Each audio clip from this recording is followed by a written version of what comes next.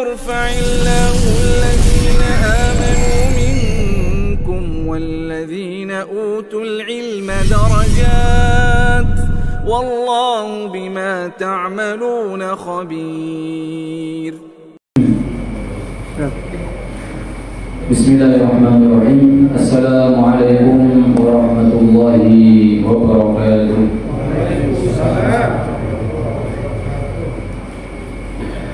Innal hamdalillah nahmaduhu wa nusalli ala rasulil karim wa ala alihi wa ashabihi ajma'in. Wa qad qala ta'ala fi kitabihil karim wa huwa asdaqul qailin. Yarfa'illahu alladhina amanu minkum والذين أوتوا العلم درجات والله بما تعملون خبير. وقال رسول الله صلى الله عليه وسلم من سلك طريقا يلتمس فيه علما سهل الله له به طريقا إلى الجنة أو كما قال رسول الله صلى الله عليه وسلم. Hadirin hadirat yang insyaallah dirahmati oleh Allah Subhanahu wa taala, lagi-lagi kita bersyukur kepada Allah Subhanahu wa taala karena pada malam hari ini Allah telah memberikan kepada kita taufik, hidayah dan inayahnya sehingga kita dapat berkumpul di tempat ini, tempat yang mulia, majlis yang sangat mulia. Maka mudah-mudahan dengan kehadiran kita di tempat dan majlis ini Allah Subhanahu wa taala muliakan kita dunia maupun akhirat. Amin ya rabbal alamin. Para jamaah hadirin hadirat yang insyaallah dirahmati oleh Allah Subhanahu wa taala, kita sudah sama-sama tahu bahwa hari ini ya Bali tempat musibah banjir, ya, di mana tempat banjir bahkan ada korban jiwa, di mana ada, di Denpasar ada, di mana ada. Maka kita doakan mudah-mudahan saudara-saudara kita yang terkena musibah Allah Subhanahu wa taala berikan kepada mereka ketabahan dan Allah Subhanahu wa taala ganti apapun itu barang-barang yang hilang, Allah ganti dengan yang lebih baik lagi dari sebelumnya. Para jamaah yang dirahmati oleh Allah Subhanahu wa taala, hari ini kita akan melanjutkan hadis dalam Kitabul Jami', yang mana hari ini insyaallah kita akan membahas 2-3 hadis. Yang pertama kita akan bahas adalah hadis tasyabuh, yaitu menyerupai. Tasyabuh itu artinya menyerupai, baik apapun itu di luar daripada agama Islam. Tasyabuh menyerupai seseorang di luar daripada agama Islam. Jamaah yang dirahmati oleh Allah, kajian tasyabuh ini, subhanallah, ini kajian yang sangat sensitif ya. Banyak sekali kaum muslimin ini mereka enggak akur, adu argumen ketika mereka membahas masalah tasyabuh, menyerupai agama non muslim. Jamaah yang dirahmati oleh Allah, kita akan bahas supaya kita paham apa makna tasyabuh itu sebetulnya. Jadi pernah guru kami di Jakarta itu, tatkala beliau membahas hadis ini, maka yang pertama kali beliau sampaikan, dalam beragama itu jangan jumud. Tahu jumud Pak? Fanatik, buta, itu jangan. Jumud, fanatik. Kalau orang jumud, tanda orang jumud itu dia nggak mau piknik, tidak mau mendengar pendapat orang lain. Jadi kalau tidak hanya fanatik dengan gurunya saja, maka orang itu akan jumud. Dia akan apa? Tidak akan mudah menerima yang namanya khilafiyah, perbedaan pendapat. Padahal perbedaan pendapat ini suatu hal yang wajar di kalangan ulama. Bahkan 4 mazhab itu pun mereka banyak sekali perbedaan pendapat. Dalam sholat, dalam Al-Fatihah juga banyak mereka memiliki perbedaan pendapat. Maka orang itu dia tidak akan junub apabila dia itu apa? Dia itu suka meneliti atau melihat pendapat-pendapat yang lain, piknik, sehingga dia tidak akan terlepas dari yang namanya junub, fanatik, buta. Jamaah yang dirahmati oleh Allah Subhanahu wa taala, kita melihat bagaimana sikap Imam Asy-Syafi'i rahimahullah. Beliau itu Subhanallah, ketika di Irak pendapat beliau itu sangat keras sekali. Tapi setelah berjalannya waktu ketika beliau di Mesir, maka pendapat-pendapatnya itu dirubah. Maka dikenal dengan qaulul jadid dan qaulul qadim. Qaulul qadim itu pendapat lama ketika di Irak. Kemudian ketika beliau di Mesir, maka berubah menjadi qaulul jadid. Pertanyaannya, apakah Imam Syafi'i itu mencela-mencela? Apakah Imam Syafi'i itu muzabzab? Muzabzab itu mencela-mencela? Tidak. Imam Syafi'i cerdas, pintar, mengerti keadaan dan kondisi pada waktu itu. Sehingga qaulul qadimnya itu ini nggak cocok kalau dibawa di Mesir, maka dirubah menjadi qaulul jadid, pendapat baru. Paham ya, Pak? Jadi kalau kita jumut itu, Pak, nanti akhirnya apa? Kita akan menjadi ekstrim kanan. Jadi kalau kita tuh ekstrim kanan, nanti jatuhnya khawarij, suka mengkafirkan dan suka menyalahkan. Maka jalan dalam beragama itu jangan terlalu ekstrim kanan dan jangan terlalu ekstrim kiri. Kalau ekstrim kanan nanti jatuhnya khawarij, suka menyalahkan, sesuatu yang tidak sesuai dengan pendapat saya, dengan guru saya, tertolak. Dan jangan juga terlalu ekstrim kiri, jatuhnya nanti liberal. Paham gitu ya? Maka kita di dalam memahami tasyabuh itu harus berlapang dada. Apa makna tasyabuh itu sebenarnya? Paham gitu? Subhanallah. Jadi bahwa ketika saya belajar ini hadis dari bermacam-macam guru, ternyata setiap guru itu menyampaikan berbeda-beda. Dulu kami itu mempunyai guru yang sangat keras sekali, sehingga apapun itu bentuk tasyabuh, intinya apabila tasyabuh itu menyerupai orang-orang kafir, haram, mutlak, nggak boleh, apapun itu bentuknya. Ternyata kami berguru lagi dengan satu guru, ternyata lunak sekali. Baik, maka kita di sini tawassut, Pak. Tasyabuh. Tasyabuh itu apa? Ya, baik, kita akan bahas dulu hadisnya. Bismillahirrahmanirrahim. Wa an Ibnu Umar radhiyallahu anhuma qala Rasulullah sallallahu alaihi wasallam, man tashabbaha biqaumin fahuwa minhum. Akhrajahu Abu Dawud wa shahhahu Ibnu Hibban. Dari Ibnu Umar radhiyallahu anhuma, kita sudah pernah bahas anhuma berarti bapak dan anak, itu muslim dan diridhai oleh Allah Subhanahu wa taala. Qala telah berkata, qala Rasulullah sallallahu alaihi wasallam bersabda, man sapa wong, siapa orang, tasyabbaha biqaumin, mengikuti suatu kaum, fahuwa minhum, maka dia merupakan bagian daripada kaum tersebut. Atau kalau kita terjemahkan, barang siapa yang mengikuti suatu kaum, maka Allah akan kumpulkan orang tersebut dengan kaum yang dia ikuti itu. Jamaah yang dirahmati oleh Allah, kalau kita membahas ini hadis, ya, ini saya membaca daripada Darul Ifta. Darul Ifta itu berarti kesepakatan ulama-ulama Al-Azhar, dan Darul Ifta ini adalah referensinya kaum muslimin dunia, ya. Pendapat-pendapat ulama Al-Azhari. Beliau mengatakan, bahkan ulama muhaddisin mengatakan, fahada hadithun mas'alatun. Sebenarnya hadis ini bermasalah, Pak. Mungkin kita menganggap ini hadis sahih, ternyata hadis ini bermasalah. Bermasalahnya di mana? Rijalul hadis, dari perawinya. Ya. Di sini Ibnu Hajar Al-Asqalani dalam kitab Fathul Bari mengatakan, fihi ismun Abdurrahman ibnu Sabit ibnu Thauban. Ternyata perawi ini, kita harus tahu dulu perawinya, ya, supaya kita tahu ini posisi hadis ini seperti apa. Ya. Ternyata di sini ada yang bernama, perawinya ada yang bernama Abdurrahman ibnu Sabit bin Thauban.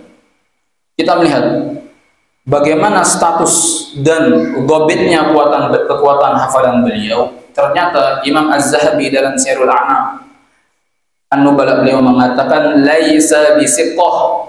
Ternyata Abdurrahman, perawi daripada hadis ini, laisa bisiqah, hafalannya enggak kuat. Sehingga para ulama muhaddisin mengatakan ini hadis dhaif, lemah. Ada yang lebih ekstrim lagi, Pak. Imam Ahmad bin Hanbal, beliau mengatakan fahada hadithun munkarun. Ini hadis munkar. Paham gitu?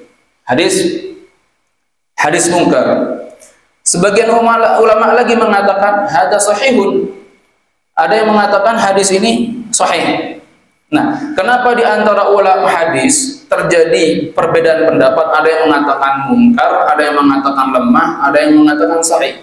Karena setiap ulama hadis ini, Pak, berbeda-beda pandangnya ketika melihat satu sosok.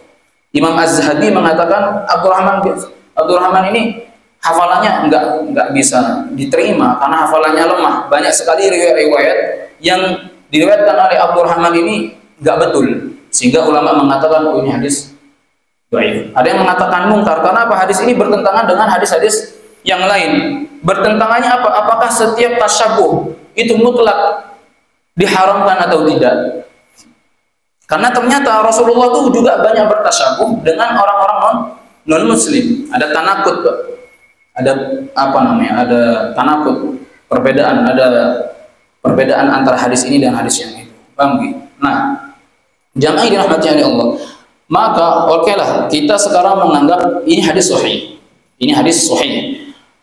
Maka bahwa yang dirahmati oleh Allah, ketika kita memahami hadis ini, maka memahami hadis ini tidak boleh dengan tekstual saja, tetapi harus melibatkan konteks historisnya. Ini hadis seperti apa? Paham gitu? Karena tatkala kita memahami hadis ini secara teks saja, maka kita akan gagal paham. Kenapa? Karena dalam kehidupan kita ini, saat ini, kita tidak akan pernah lepas dari yang namanya tasyabuh. Betul nggak, Pak? Tasyabuh menyerupai satu kaum, nggak akan pernah lepas. Contoh, Pak, ya? Contoh, kopiah hitam yang jenengan pakai. Ini kopiah hitam, ini dari tradisi Islam apa enggak? Ternyata bukan.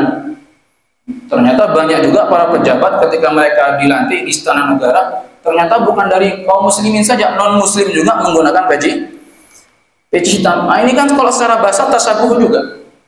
Pakaian Pak Ustadz Fauzi, ini bukan pakaian muslim, itu kan koko kan, gaya-gaya Cina, betul nggak? Ini sebenarnya tasyabuh juga. Sarung itu seperti kotak-kotak, itu tasyabuh. Apalagi sekarang ada sarung tuh betul-betul mirip sekali dengan orang-orang, mohon maaf, Hindu, hitam putih. Saya pernah berjumpa di negara itu, depan saya itu sholat hitam, sarungnya itu hitam putih. Ya, kayak catur kayak gitu, itu tasyabuh juga sebenarnya. Paham nggak, Pak? Mohon maaf, ini pakaian dalam seorang wanita berat, itu bukan tradisi Islam, betul. Itu pernah saya baca, itu ada ditemukan di Eropa pada abad ke-18 kalau nggak salah, saya lupa itu. Guru saya pernah menyampaikan juga seperti itu.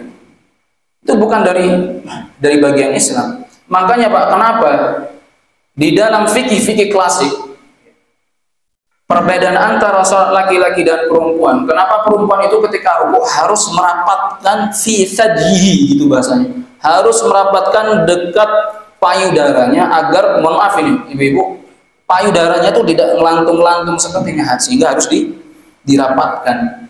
Itu menandakan apa? Ternyata bra itu bukan tradisi daripada Islam.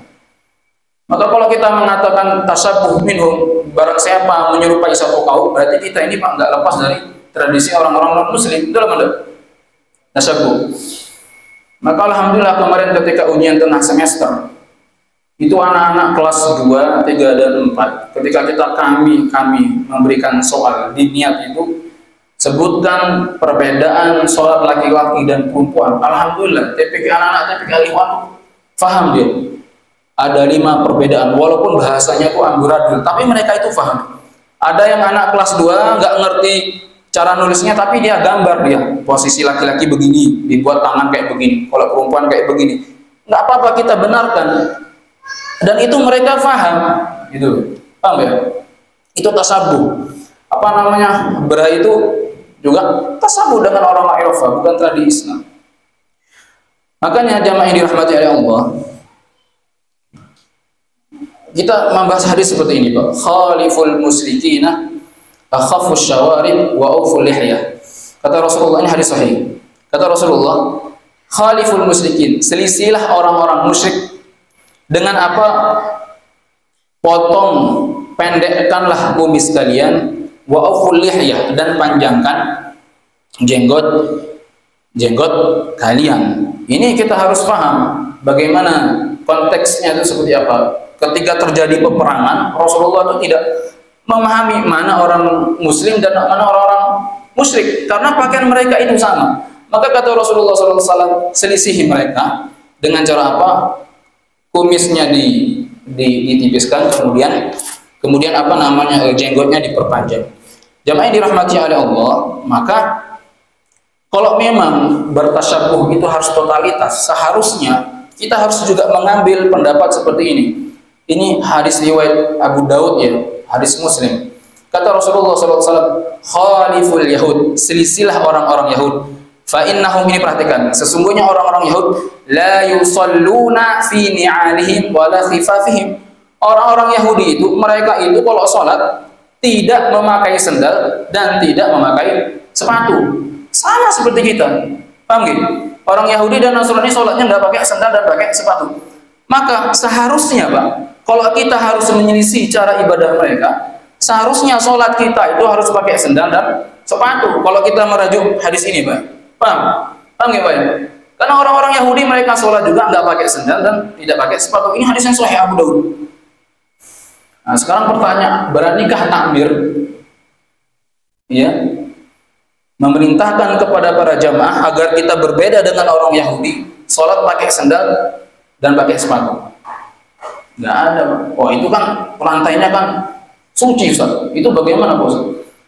Oke, sekarang sendalnya baru beli suci semua, sama-sama suci. Umpama mohon maaf, takmir Pak Rohim nyuruh, sudah siapkan sendal agar kita berbeda dengan orang-orang Yahudi dan Nasrani, pakai sendal. Maka kita yakin Pak Rohim sebagai takmir musola akan menjadi pusat gosip, akan digosipin bukan hanya seluruh apa namanya orang-orang Patina di seluruh Indonesia mungkin. Wah, itu di mana di Al-Ikhwan itu sholatnya pakai sandal karena merajuk dengan hadis menyelisih orang-orang Yahudi dan Nasrani. Paham ya? Seharusnya seperti itu. Maka kita tidak akan bisa lari dari yang namanya tasyabuh, Bapak, Ibu-ibu. Makanya dulu, Ibu-ibu ya, Bapak-bapak yang dirahmati oleh Allah, dulu di Indonesia ini pernah terjadi keributan yang sangat luar biasa sampai pernah guru kami itu menyampaikan ada satu kitab yang bernama Doji'ul Qaum fi Lubsil Batolun, kegaduhan di Indonesia tentang hukum memakai celana. Maka dulu fatwa Nahdien NU memakai celana itu nggak boleh, haram, karena tasyabuh dengan non muslim. Kenapa? Karena Rasulullah SAW, walaupun ada beberapa riwayat yang beliau itu menjelaskan memiliki celana, tapi celananya itu nggak pernah dipakai oleh Rasulullah. Yang dimaksud dengan izar itu di atas mata kaki itu bukan celana, tapi apa? Sarung. Nah, ini menjadi perdebatan di antara ulama. Tasyabuh, pakai dasi, tasyabuh. Nah, tetapi itu apa namanya tasyabuh, fatwa itu dihapus lagi ya dengan fatwa yang baru. Jadi yang dirahmati oleh Allah Subhanahu wa taala, maka tasyabuh itu diperbolehkan selagi tasyabuh itu tidak bertentangan dengan akidah dan perintah-perintah agama. Paham gitu ya? Nanti kita akan sampaikan syarat tasyabuh itu apa saja. Kenapa? Kalau kita merajuk dengan hadis-hadis Rasulullah SAW, ternyata Rasulullah SAW itu juga banyak bertasyabuh dengan orang-orang muslim. Contoh, ketika Rasulullah akan mengirim surat, maka di situ nggak ada stempel. Maka para sahabat mengatakan, wahai Rasulullah, ini surat kalau nggak ada stempel nggak akan diterima dengan orang-orang Romawi. Maka Rasulullah membuat stempel, membuat cincin, dengan tulis cincin itu dicetak dengan nama Muhammad Rasulullah. Hanya dibuat stempel. Ini tasyabuh dengan orang-orang non-muslim. Paham gitu? Tetapi karena ini tasyabuhnya itu bermanfaat dan membantu Islam, diperbolehkan. Contoh lain, dalam perang Khandaq. Ketika perang Khandaq, maka Salman Al-Farisi beliau mengatakan, kunna fil Faris, wahai Rasulullah, dulu kami di Persia, itu musuh-musuh kami itu dapat dengan mudahnya kami kalahkan karena kami itu menggali parit, wahai Rasulullah. Maka kata Rasulullah, kalau begitu kita ikut caranya orang-orang Persia. Ini kan tasyabuh juga, Pak. Betul nggak? Tasyabuh caranya orang-orang Persia. Akhirnya apa? Dengan membuat parit disebutlah dengan perang Khandaq. Maka kaum muslimin dengan mudah mengalahkan orang-orang musyrik ketika itu. Ini tasabuh. Apalagi Pak? Dalam urusan apa? Dalam urusan menyisir seperti itu. Rasulullah itu tasabuh dengan orang-orang Nasrani. Ya. Selagi itu tidak berselisih, tidak bertentangan dengan syariat-syariat Islam. Jamaah yang dirahmati oleh Allah Subhanahu wa taala. Maka para ulama ya Darul Ifta beliau mengatakan apa? Beliau mengatakan seperti ini. Seseorang itu bisa dikatakan tasyabuh kalau memiliki 3 unsur. Yang pertama adalah surah, yang kedua maqasid, yang ketiga madmun. Ini harus pahami, Pak. Dikatakan tasyabuh itu surah, gambarannya jelas, betul-betul sudah mirip sekali dengan orang-orang non-muslim. Dan tidak cukup itu. Yang ketiga adalah maqasid. Maksudnya itu apa? Yang ketiga madmun, substansinya itu apa? Kalau tiga-tiganya ini terpenuhi, maka orang itu disebut dengan tasyabuh. Tetapi kalau sekedar surah, gambaran saja, tetapi maksud dan tujuannya itu berbeda, maka bukan dinamakan tasyabuh. Paham? Harus 3 unsurnya harus lengkap. Maqasid, gambaran, surah gambarannya, maqasid, tujuan, dan substansinya apa. Mohon maaf nih Pak, kita akan melebar sedikit lagi tentang mohon maaf seperti pakaian adat. Ini pernah dibahas oleh Majelis Ulama Indonesia. Bagaimana Pak Ustadz dengan satu tempat yang kita di situ karyawan yang harus memakai pakaian-pakaian yang non muslim tetapi tidak bertentangan, hanya memakai maaf udeng dan lain sebagainya. Apakah ini termasuk tasyabuh? Jamaah yang dirahmati Allah, kita lihat kalau dalam segi surahnya saja walaupun hampir-hampir sama, itu belum tentu tasyabuh, tapi harus lihat ini tujuannya dia pakai ini apa? Apakah ini melanggar syariat? Terus substansinya itu apa? Paham gitu? Kalau memang ini sudah perintah atasan dan memang sudah sudah tertib daripada satu tempat instansi dan lain sebagainya yang harus dipakai, dan itu tidak menjadi masalah selagi itu substansi dan maqasid dan tujuannya itu tidak bertentangan dengan Islam. Paham ya? Maka kalau kita mengatakan tasyabuh itu mutlak semuanya haram, itu nggak dibenarkan juga. Karena apa? Karena kita juga tidak akan bisa terlepas dari yang namanya tasyabuh. Bisa difahami gitu ya? Maka kita harus lihat dulu bagaimana surah, bagaimana maqasidnya, dan bagaimana daripada substansinya. Paham ya? Ya, seperti itu. Maka yang dirahmati oleh Allah, seperti itulah kita di dalam memahami tasyabuhnya harus piknik, harus jangan terlalu kaku sehingga kita akan mudah menyalahkan orang lain. Ternyata Rasulullah juga banyak bertasyabuh pakai cincin, dan Rasulullah strategi perangnya ikut gaya orang-orang Persia. Rasulullah SAW itu bahkan dalam urusan syariat Pak, ketika Rasulullah itu datang ke Madinah, maka melihat orang-orang Yahudi ketika itu beliau itu berpuasa, maka Rasulullah bertanya, kalian kenapa berpuasa? Maka orang-orang Yahudi mengatakan, wahai Rasulullah, wahai Muhammad, kami berpuasa karena bentuk rasa kegembiraan kami karena Nabi Musa mendapatkan kemenangan. Ketika itu Rasulullah SAW mengatakan, ana ahaqqu bik, aku lebih berhak daripada kalian. Disebut dengan puasa Asyura. Puasa Asyura ini juga sebenarnya bagian daripada tasyabuh mengikuti orang-orang Yahudi. Paham ya Pak? Seperti itu. Jadi man tasyabbaha biqaumin fahuwa minhum, intinya barang siapa yang mengikuti satu kaum dan Allah akan bangkitkan dengan kaum tersebut. Yang pertama, kalau memang tasyabuh itu bertentangan dengan akidah dan syariat, maka itu jelas tidak dibenarkan. Paham ya? Yang kedua, hadis ini sangat bermasalah. Ada yang mengatakan munkar, ada yang mengatakan dhaif, ada yang mengatakan sahih.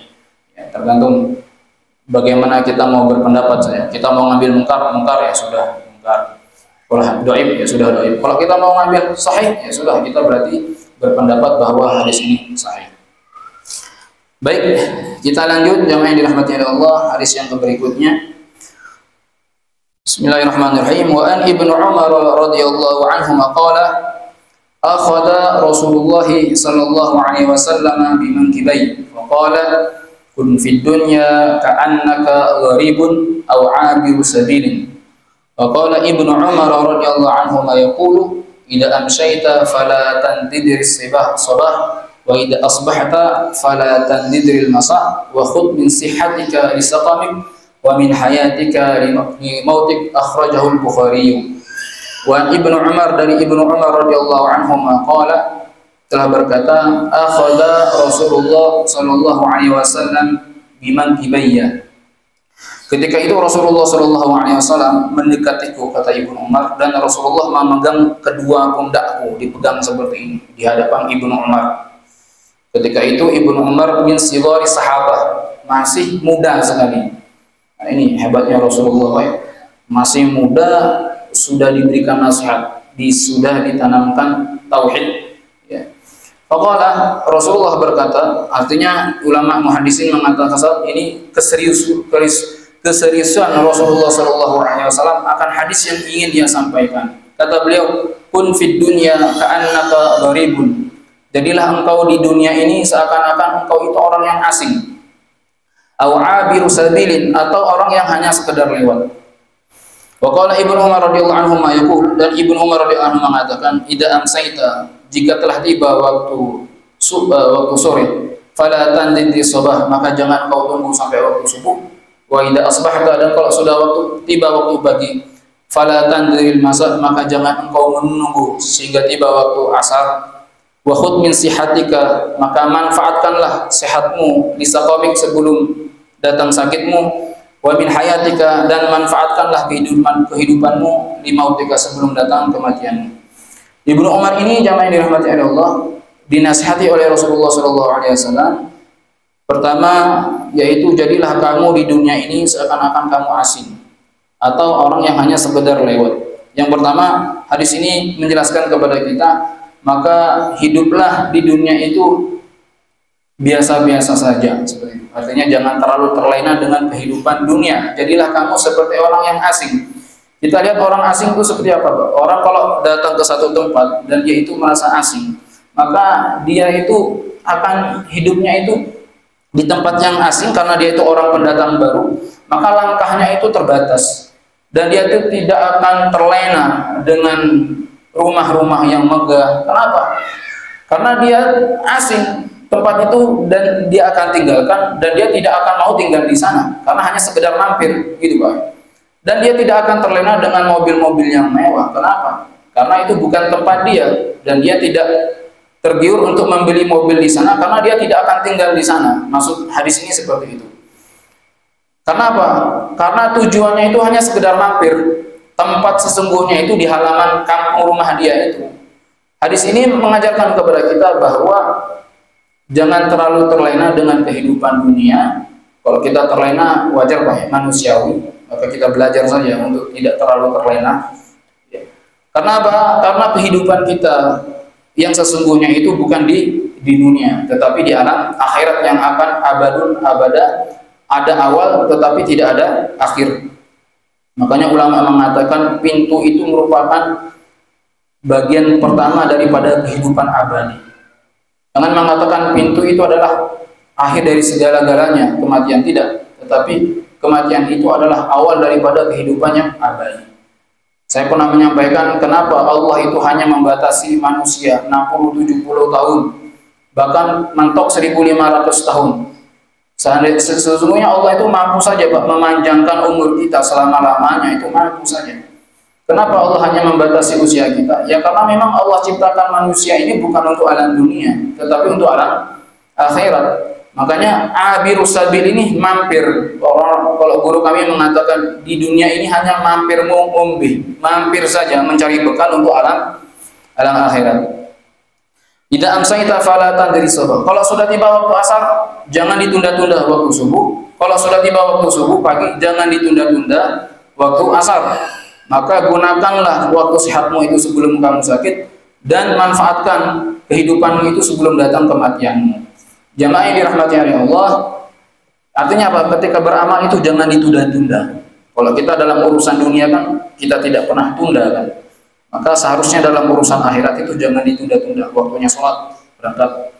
Waktunya puasa, puasa. Waktunya bayar zakat, 1 nisab harus dilaksanakan. Itu jangan ditunda-tunda karena kita tidak tahu kematian itu kapan datang. Ini sebenarnya hadis ini menjelaskan tentang ajal, kematian.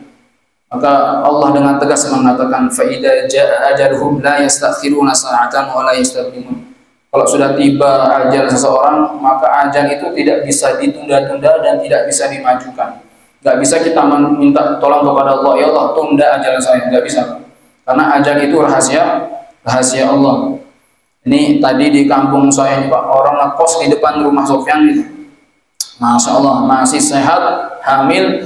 Karena di rumah itu air sudah naik, maka dia izin, Bu, saya izin mau pulang kampung saya, karena di sini banjir. Oh ya baik. Ternyata di pertengahan jalan ada banjir dadakan sehingga apa? Dia terbawa arus banjir itu meninggal dunia. Itulah kematian, rahasia Allah. Ya. Maka kata Rasulullah SAW, "Aktsiru dzikra hadimil lazat." Perbanyak mengingat kematian. Kenapa? Kalau orang banyak mengingat kematian itu Pak, hatinya itu akan lembut, akan mudah menangis. Makanya kata Ibnu Katsir itu, ketika Ibnu Katsir menutup tafsirnya itu, maka beliau itu menyampaikan suatu kalimat yang sangat indah sekali, mengingatkan kita akan kematian. Apa kata Ibnu Katsir? Man aktsara dzikral maut ukrima bisalas. Orang yang banyak mengingat kematian, Allah akan muliakan dia dengan 3 perkara, Pak Bu. Apa itu? Yang pertama adalah tasbihatu taubah. Dia itu akan mudah bertaubat kepada Allah. Yang kedua, qanaatul qalbi. Allah akan tanamkan dalam hatinya itu sifat qanaah. Qanaah itu sedikit tapi cukup, menerima apa saja pemberian Allah Subhanahu wa taala. Yang ketiga adalah an-nasyatu fil ibadah. Orang yang banyak ingat kematian, dia itu akan semangat di dalam beribadah kepada Allah Subhanahu wa taala. Paham Pak? Jadi orang banyak mengingat kematian, Allah akan muliakan dengan 3 perkara. Yang pertama, dia akan segera taubat. Yang kedua, Allah akan tanamkan kepadanya sifat qanaah. Yang ketiga, dia akan semangat dalam beribadah. Tetapi kata Ibnu Katsir, barang sebaliknya, orang yang enggak mau ingat kematian, uhina bisalas, dia pun akan hinakan dengan 3 perkara. Apa itu? Yang pertama adalah tasbihatu taubah, ta'jilu taubah. Dia akan menunda-nunda taubat. Ditunda-tunda, besok kan masih ada datang. Masih ada lagi ada waktu, besok. Dia akan mudah menunda-nunda taubat. Yang kedua, adamur ridha bil kafaf. Allah akan cabut sifat qanaah dalam hatinya. Sebesar apapun, sebanyak apapun rezeki yang Allah berikan kepada dia, akan merasa kurang. Kenapa? Rasa qanaah itu Allah cabut karena dia selalu tidak mengingat akan kematian. Yang ketiga, nah ini at-takasul fil ibadah, dia akan bermalas-malasan di dalam beribadah kepada Allah Subhanahu wa taala. Maka Pak, kalau kita membaca syarah daripada hadis ini, subhanallah, maka di sini dikutip dari perkataan Imam Asy-Syafi'i, tazawwad minat taqwa. Perbanyak kalian untuk berbekal takwa kepada Allah Subhanahu wa taala. Takwa itu apa? Takwa itu bukan hanya sebatas mentaati perintah Allah dan menjauhi larangan Allah. Takwa itu adalah al-khaufu bil jalil, takut kepada Allah, wa ridha bil qalil, ridha dengan pemberian Allah. Ya, kemudian wal amalu bit tanzil, orang yang bertakwa itu dia senantiasa patuh dan tunduk apa kata Al-Qur'an dan Al-Hadis. Maka kata Imam Syafi'i, tazawwad minat taqwa, perbekallah kalian dengan ketakwaan. Kenapa? Idza janna lailu hal ta'ishu ilal fajr. Ini disebutkan. Apabila telah tiba waktu malam, apakah kamu yakin akan hidup sampai esok hari? Ya. Kita yakin enggak Pak besok akan masih hidup besok? Wallahu a'lam. Tapi mudah-mudahan Allah kasih kita umur yang panjang, Pak. Wa kam min sahihin mata min ghairi illah. Berapa banyak orang yang sehat mata min ghairillah, tiba-tiba mati mendadak. Innalillahi wa inna ilaihi raji'un. Telah pulang ke rahmatullah si fulan. Ya Allah, kaget kita. Padahal baru sholat tadi sama kita. Padahal baru makan. Kok? Nah, itulah kematian. Wa kam min fatan asbaha wa adha dhahikan. Berapa banyak anak muda yang ketawa-ketawa sore hari. Wa qad nujisat akfanuha wa hiya la tadri. Ternyata kain kafan itu Pak sudah siap dijahit untuk membungkus anak-anak muda tersebut. Itulah rahasia kematian. Wa kam min arusin zayyanuha li zawjiha, berapa banyak para pengantin laki-laki perempuan yang sudah dihias sedemikian rupa. Wa dakhala dulmatal qabr, tiba-tiba esok harinya dia tuh dimasukkan ke dalam gelapnya kubur. Ini adalah makna kematian. Maka oleh karena itu Rasulullah mengatakan wa min hayatik bi mautik, maka gunakan manfaatkan kehidupanmu sebelum datang kematian. Maka Bapak-bapak, majelis seperti ini setiap Kamis kita datang, ini sebenarnya untuk nabung, Pak, nabung kebaikan. Jangan diharap kita hadir di sini itu sia-sia. Oh, tidak. Masya Allah, dirahmati oleh Allah, dirahmati oleh para malaikat, didoakan oleh para malaikat ampunan. Maka kata al-jaza'u min jinsil amal, seorang itu akan dibalas sesuai dengan apa perbuatannya. Kalau kita suka hadir dalam majelis ilmu, maka pasti Allah Subhanahu wa taala akan berikan kepada kita pahala yang sangat besar di sisi Allah Subhanahu wa taala. Jemaah yang dirahmati oleh Allah Subhanahu wa taala, ini hadis, yaitu hadis yang kita sampaikan pada malam hari ini, semoga bermanfaat. Yang pertama, tadi kita masalah tasyabbuh, maka bapak-bapak, ibu-ibu yang dirahmati oleh Allah, mungkin dalam masalah tasyabbuh ini mungkin ada sebagian kita yang fahamnya bukan seperti itu. Ya, itu tidak menjadi masalah. Ya, karena makna tasyabbuh itu memang sangat luas sekali. Intinya saya menyampaikan makna tasyabbuh seperti ini supaya kita piknik, kita supaya paham, ternyata makna tasyabbuh seperti ini. Nggak sesuai, saya lebih cocok dengan biasanya, dengan yang saya baca dan yang saya pelajari dengan guru-guru saya. Itu tidak menjadi masalah. Yang penting saya menyampaikan makna tasyabbuh itu ya seperti ini. Semoga bermanfaat. Subhanallahumma bihamdik, asyhadu an la ilaha illa anta, astaghfiruka wa atubu ilaik. Wassalamualaikum warahmatullahi wabarakatuh.